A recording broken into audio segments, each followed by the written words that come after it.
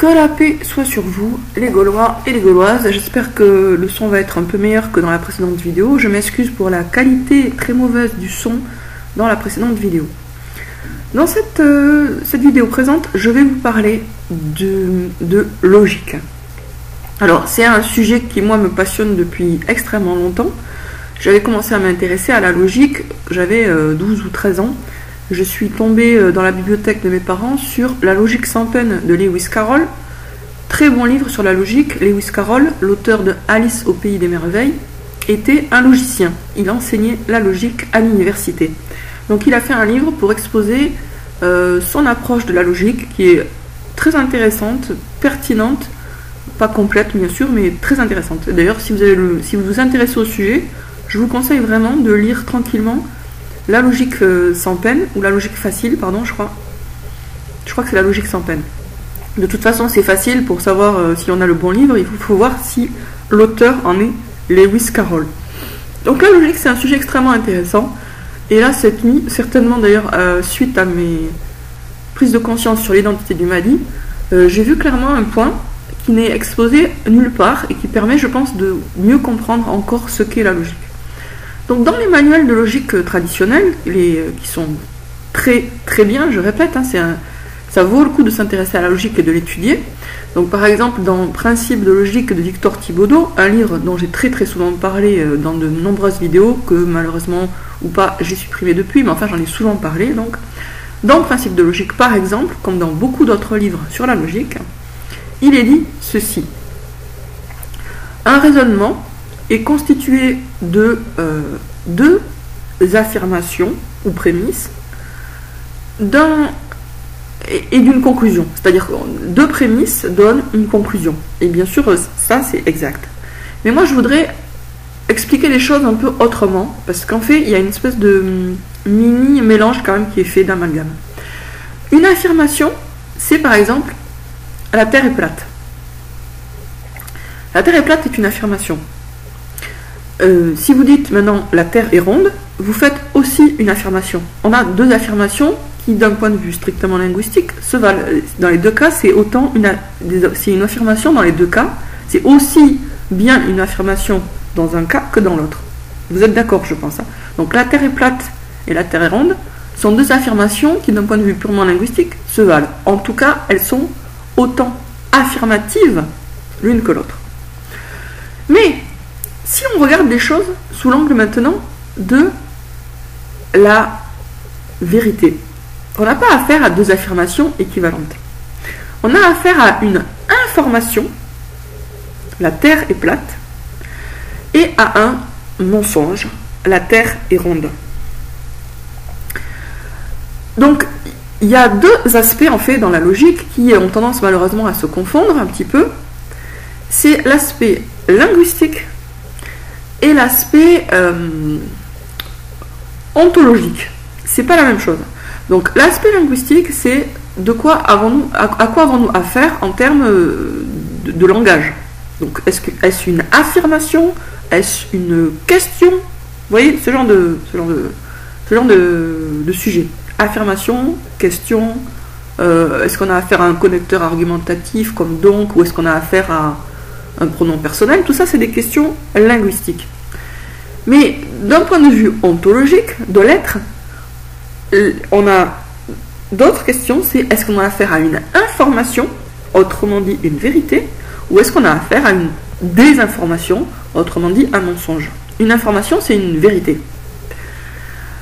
C'est synonyme en fait, sauf que information a pas du tout les mêmes connotations, mais si vous regardez bien le sens du mot information, c'est le même que le sens du mot vérité. Donc information égale vérité. Dans un raisonnement logique, vous avez quoi? Dans un raisonnement tout court, pardon, je ne vais pas dire logique, parce qu'un raisonnement, forcément, c'est logique, même si c'est pas vraiment logique. Mais... Donc dans un raisonnement, vous avez quoi? Deux informations, ou une information et un mensonge, ou deux mensonges. Le raisonnement lui-même, qui est un processus intellectuel en fait, et une troisième information qui ressort des deux précédentes, ou un nouveau mensonge si avant on avait une information et un mensonge ou deux mensonges. Donc, il est important de distinguer ce qui est de l'ordre du linguistique. Par exemple, je reprends l'exemple que j'ai donné dans la précédente vidéo sur le syllogisme très classique. Tous les hommes sont mortels. Socrate est un homme, donc Socrate est mortel. Ce que vous avez d'un point de vue linguistique, c'est une première affirmation. Tous les hommes sont mortels, c'est une affirmation, on l'affirme. Puis une deuxième affirmation. Socrate est un homme. On l'affirme aussi. Donc, connecteur argumentatif. Donc nous avons aussi un connecteur argumentatif. Socrate est mortel, et ça c'est une troisième affirmation. Donc ça c'est du point de vue purement linguistique. Mais du point de vue ontologique, qu'est-ce qu'on a? Une vérité, autrement dit une information, et pas une affirmation, une information. Tous les hommes sont mortels, donc c'est une vérité. Une deuxième vérité, Socrate est un homme. Deuxième vérité, deuxième information. Information et vérité sont synonymes. Puis nous avons dans l'invisible, au niveau mental, un raisonnement, on se tient à un raisonnement, et de ce raisonnement, on tire une troisième vérité. Autrement dit, une conclusion. Voilà, donc en fait, il y a deux niveaux différents, linguistique et ontologique. Dans un cas, on parle de ce à quoi on a affaire au niveau verbal, des affirmations, des connecteurs argumentatifs. Et dans l'autre, on parle de ce qui on parle du niveau ontologique. Et là, on a affaire à quoi? Des informations ou des mensonges. Et un raisonnement qui est un peu le propre de l'homme. Parce que c'est l'homme qui est un roseau pensant, selon le philosophe Pascal. C'est l'homme qui a la capacité à raisonner. Et la femme, bien sûr, c'est l'humanité qui a la capacité à raisonner. Et on doit s'en servir.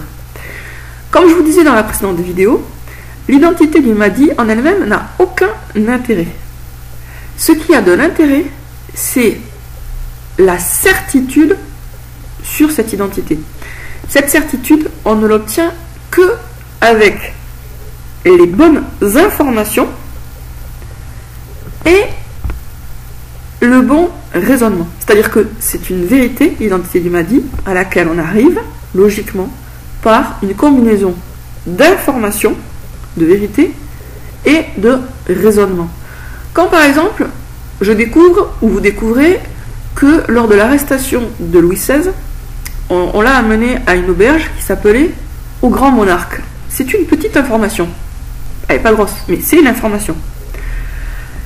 Cette information, combinée avec beaucoup d'autres informations, permet un raisonnement intellectuel qui va nous donner de nouvelles informations. Et ça, c'est vraiment le propre de l'homme, c'est la logique. Alors, ce que je dis là, c'est différent de ce qu'on lit dans les manuels de logique, même si bien sûr vous verrez des rapports. Parce que dans les manuels de logique, on parle d'affirmation, de prémisse et de conclusion. Donc en fait, on fait l'impasse sur le côté ontologique. Mais en réalité, c'est le côté ontologique qui est le plus intéressant. Donc il vaut mieux bien distinguer le côté linguistique, à mon avis. Enfin, en tout cas, ça me paraît intéressant d'être capable de les distinguer. Donc de distinguer le côté linguistique, une affirmation, un connecteur argumentatif et une dernière argumentation, et le côté ontologique qui est vérité ou mensonge, raisonnement et conclusion vraie ou fausse. Autrement dit, troisième information ou troisième mensonge. Parce que si on a deux mensonges comme point de départ, le raisonnement, même si le raisonnement en lui-même est valide, il nous donnera uniquement un mensonge en produit final. Pareil, si on a une information vraie, une fausse information, la conclusion qu'on pourra tirer de cette vérité et de ce mensonge sera mensongère elle aussi, même si on est soi-même de bonne foi. Voilà, donc l'identité du Mahdi en elle-même n'a pas d'intérêt, ce qu'il faut c'est la certitude quant à l'identité du Mahdi, certitude qui ne peut être donnée que par une combinaison d'informations, et pas d'affirmation, et de raisonnement. Pas d'affirmation, parce que les affirmations c'est juste la forme, la structure d'une phrase. Et la même information peut être donnée sous une forme affirmative ou sous une forme interrogative. Je vous donne un exemple. Si vous dites la Terre est plate, il y a la même information que si vous dites comment savez-vous que la Terre est plate? Comment savez-vous que la Terre est plate? Ou comment avez-vous appris que la Terre est plate? L'information la Terre est plate, elle y est dans la phrase. Et pourtant, c'est une question. La Terre est plate, c'est une affirmation et il y a la même idée. Donc, dans les deux cas, on a la même information, mais sous une forme interrogative et sous une forme affirmative. Mais c'est la même idée qui est dedans. De quelle manière as-tu découvert que la Terre est plate? Point d'interrogation. La phrase est interrogative, mais il y a la même information, la même vérité, que dans la Terre est plate. Point. Bon, je sens que je pourrais parler encore longtemps, mais il est peut-être temps quand même que je me prépare pour aller au boulot. Bonne journée à vous les Gaulois et les Gauloises.